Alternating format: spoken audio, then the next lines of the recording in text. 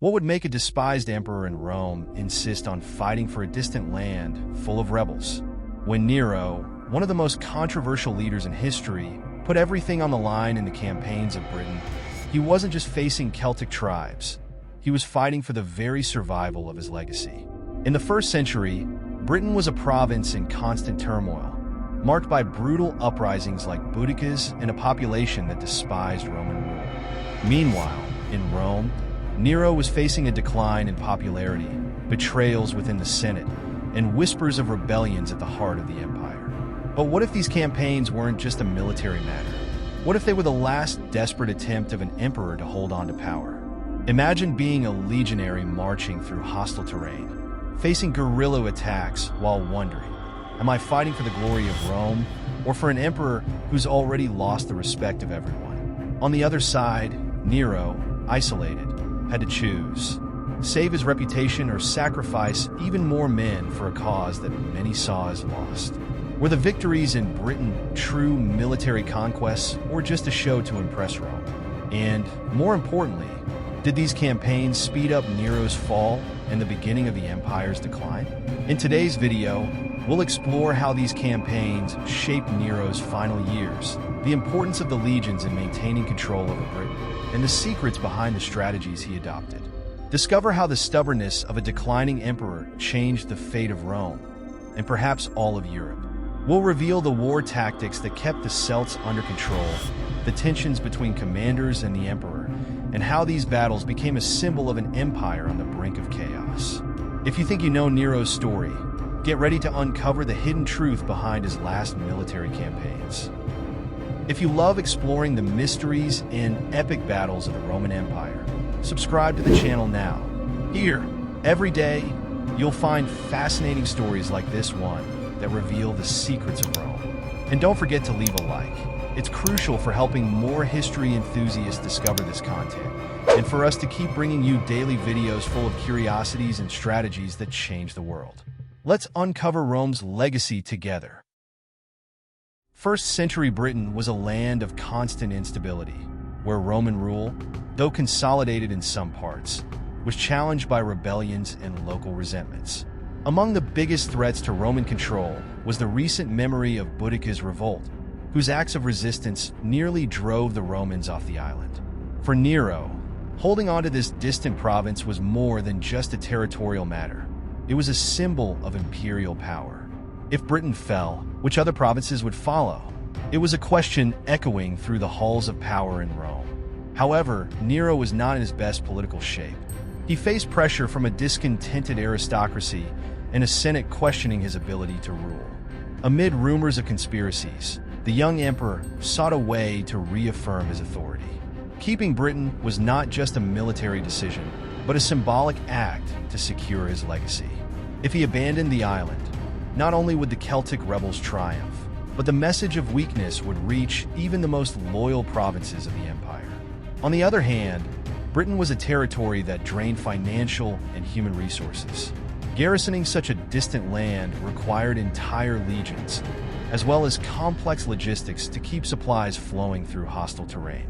Every denarius spent on Britain was a denarius, not circulating in the arenas, banquets, and theaters of Rome. How could Nero justify such expenses to a population used to bread and circuses? This was one of the major issues that shaped his insistence on not abandoning the province. Nero's personality also played a crucial role. Known both for his eccentricity and his ambition, he wanted to be remembered as an emperor who didn't back down from challenges. To him, Britain was more than just a rebellious province. It was an opportunity to prove to the world and to himself that he could still be a worthy leader.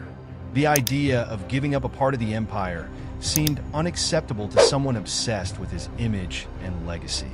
However, the situation in Rome continued to deteriorate while Nero focused his efforts on Britain. He was willing to sacrifice the support of both the Roman elite and the plebeians to hold on to a province that many considered a bottomless pit. But did the Roman soldiers in Britain share this view? Were they willing to fight for an emperor whose popularity was crumbling? The legions stationed in Britain faced challenges that went beyond the battlefield. Under the command of experienced leaders like Suetonius Paulinus, The Roman soldiers had to pacify rebellious tribes while dealing with an unknown and hostile land. Boudicca's revolt had taught bitter lessons about underestimating the enemy, and now the legions were more cautious, building fortifications and patrolling relentlessly. For the legionaries, Britain was a battleground that tested not only their strength, but also their mental resilience. However, while the soldiers fought external enemies, they also faced the harsh reality of internal intrigues. Nero, suspicious of any figure who could threaten his authority, kept a close watch on military commanders. Suetonius Paulinus, despite his tactical brilliance, was not immune to the emperor's suspicions. It was a paradoxical situation. Those who secured Rome's dominance over Britain often became targets of criticism at court. The human cost of the campaigns was immense. The legionaries fought under harsh conditions, facing disease, hunger, and frequent ambushes. Many questioned whether the sacrifices were justified, especially when they knew that the emperor in Rome had little understanding or appreciation for their struggles. Among the soldiers, a sense of alienation from the heart of the empire grew. After all, they were fighting for a land they didn't know and a leader who seemed distant. This tension between the battlefield and the court created a complex narrative. The heroes of a successful campaign in Britain could easily be demonized as potential usurpers upon their return to Rome. This toxic environment eroded trust between the commanders and the emperor, undermining the effectiveness of military operations. What should have been a unified effort for the glory of Rome became a game of power and mistrust. But would the legionaries' efforts be enough to pacify Britain and consolidate Nero's power? Or would the distrust and strain eventually sabotage Roman objectives, turning an ambitious campaign into an unsustainable burden? The initial success of the Roman campaigns in Britain relied on strategies that combined brute force and tactical intelligence. Under the leadership of Suetonius Paulinus, fortresses were built to consolidate the Roman presence at strategic points. These structures weren't just forward posts. They were symbols of imperial dominance, designed to intimidate the local tribes. However, the task of pacifying Britain involved much more than just building walls. The Romans had to deal with an enemy who knew the terrain like no one else and used guerrilla tactics to undermine the advance of the legions. Guerrilla campaigns were particularly challenging. The Celts, led by determined tribal chiefs, avoided direct confrontations, preferring quick, unpredictable attacks. For the Romans, each victory seemed to bring new frustrations, as the defeated tribes would often regroup elsewhere. Suetonius Paulinus, with his military experience, knew that total pacification was nearly impossible, but he also understood that the appearance of control was essential to satisfying Nero's demands. As the legions advanced, the costs grew. Prolonged campaigns drained resources, and the continuous resistance from the tribes wore down the morale of the troops. Many soldiers began to question the effectiveness of Roman tactics and, worse yet, the leadership of Nero himself. The emperor's obsession with holding on to Britain at any cost was creating a strain that went beyond the battlefield. Behind the scenes, Roman officials questioned whether it was worth continuing to invest in such a problematic territory. This dissatisfaction also echoed in Rome. Nero's advisors warned about the dangers of neglecting issues closer to the heart of the empire, like popular revolts and conspiracies among the elite. But the emperor, immersed in his grand vision of power, seemed to ignore these warnings.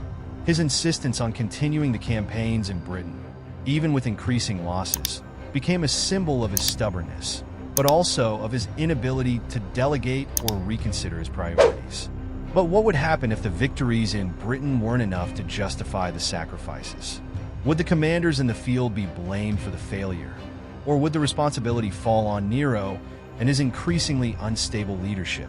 These questions echoed through the ranks of the legions and the halls of power in Rome, suggesting a growing divide between military strategy and imperial politics. Over the years, the campaigns in Britain began to take on an almost mythical aura, surrounded by secrets and conflicting versions. Nero, always concerned with his image, used the military victories to reinforce his authority in Rome. In speeches and commemorative coins, he portrayed himself as the leader who had pacified Britain and secured Roman dominance. However, contemporary accounts suggest that the reality was much more complicated. Within Britain, pacification was fragile. Despite the fortifications and military presence, many tribes remained dissatisfied, merely waiting for the opportunity to rebel again. Some historians suggest that Nero's campaigns created more enemies than allies, deepening the resentment of the local populations. For the soldiers who experienced these conflicts, the idea of a pacified Britain seemed little more than a convenient narrative for the emperor. Meanwhile, in Rome, the victories in Britain were met with skepticism. Senators, especially those who were already critical of Nero, questioned the high costs of the campaigns. Many saw the insistence on holding on to Britain as a desperate effort by a declining emperor to distract the people from the internal problems of the empire. Nero, in turn, saw these questions as treason, further deepening his paranoia.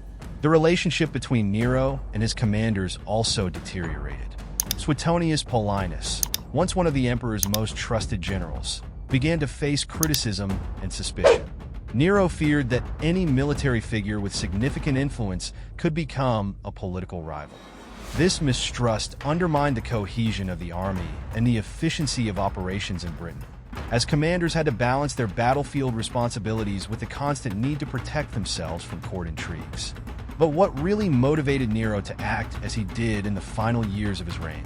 Were his decisions in Britain a reflection of his strategic vision, or just the last desperate attempts of a leader trying to hold on to his throne? The answers to these questions lie in the outcome of his reign and the lasting consequences of his military choices. You've seen how Nero's decisions in Britain shaped his downfall, but did other Roman generals face even greater challenges and triumph against all odds? Discover how spurious Augustus, with his cunning and courage, turned the tide against the feared Macedonian army and rewrote history books in the epic Battle of Cynocephaly. Click now and dive into another fascinating chapter of Roman strategy and glory.